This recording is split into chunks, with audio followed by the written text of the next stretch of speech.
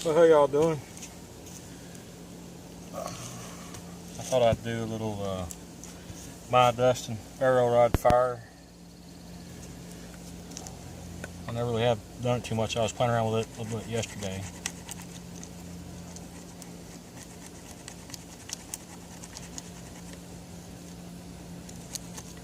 Well, my fat wood broke.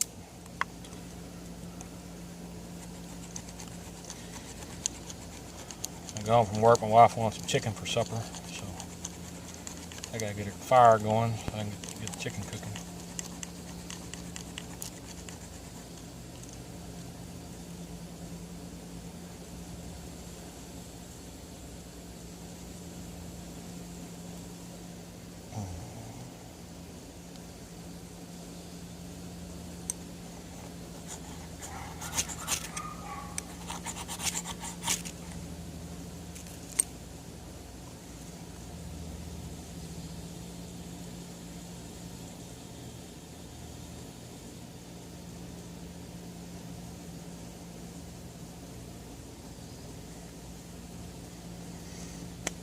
I'm sure you can tell I've been playing around with a fat wood for a little while. Got everything set up. Hopefully that fire will get going by itself pretty good here.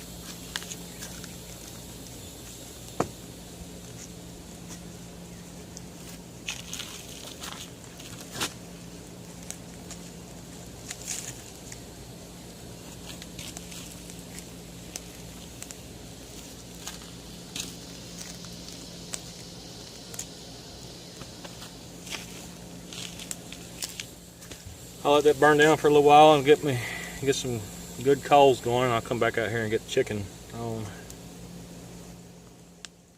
My fire is burned down just about right. I rearranged the logs and everything. I got just the right amount of heat and the right amount of smoke I like to grill with. This will be the first time that I've used my new tripod.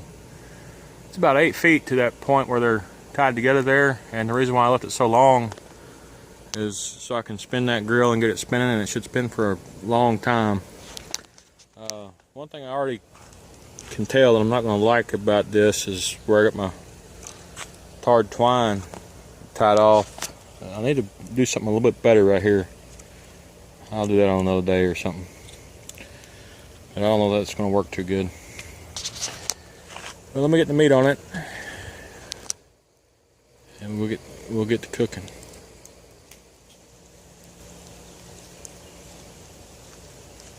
I bought some boneless, skinless chicken breast and got about a little over half of it seasoned up with McCormick.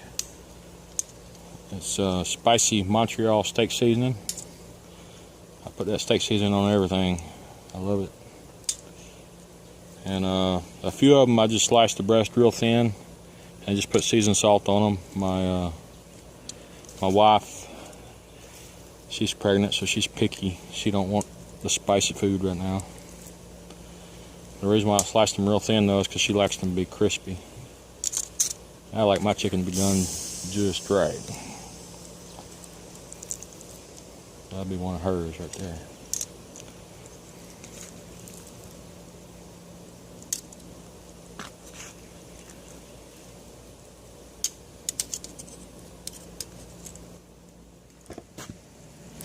And every time I touch raw meat with my With my tongs, I always heat them up in the fire to sterilize them.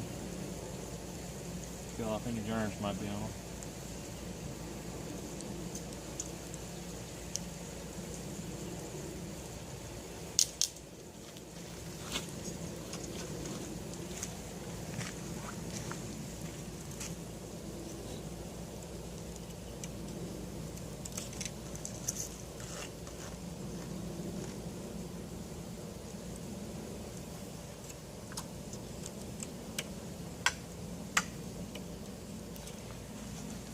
And the way that I tell if my heat is good for cooking is if you hold your hand on there for just a minute. I got plenty of heat right here, but it's kind of cold on this side. But if you can hold your hand there just for a couple seconds before it starts to burn you, you should be good. And of course, the whole point of having that long string is so I can get this to spinning. And, that way I'll have even heat on my chicken while it's cooking. And that should spin for a while with that string being so long. I'll adjust things over a little bit this way.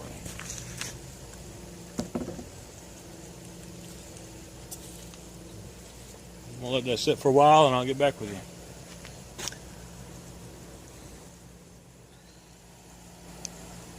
I haven't touched it since I gave it that spin earlier, and you can see it's still slowly moving. It's almost stopped, but it's time to go ahead and flip these smaller pieces. The thinner pieces, I should say, and they're definitely not smaller. Flip all of it.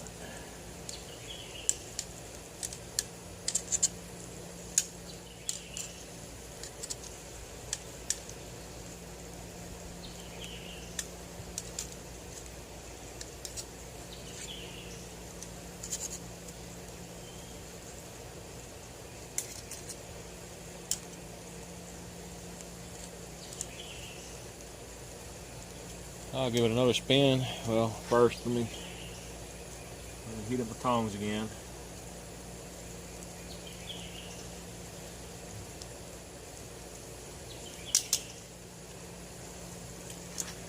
I'll get it spinning one more time, and by the time it stops spinning, everything should be done.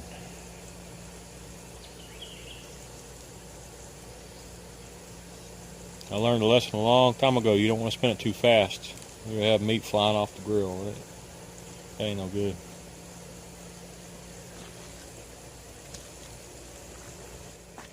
Well, it's looking pretty good. I'm gonna pull a piece off here and break it open and see how it looks.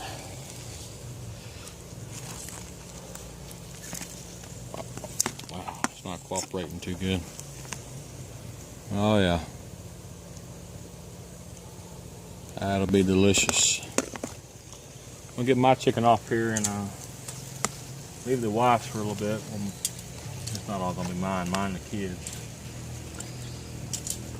The wife likes to have hers a little bit blackened. I don't know what's wrong with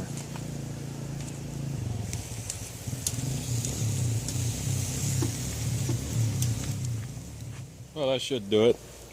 In my opinion, it's way overcooked, but that's how the wife likes it, so you gotta keep mama happy.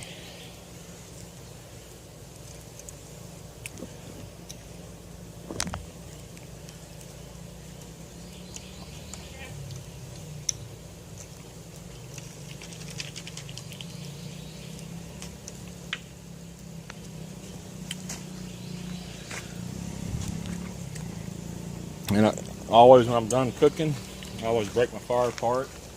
That way next time I'll have plenty of charred wood, charcoal to get my next fire going. Makes it get a fire going a lot easier.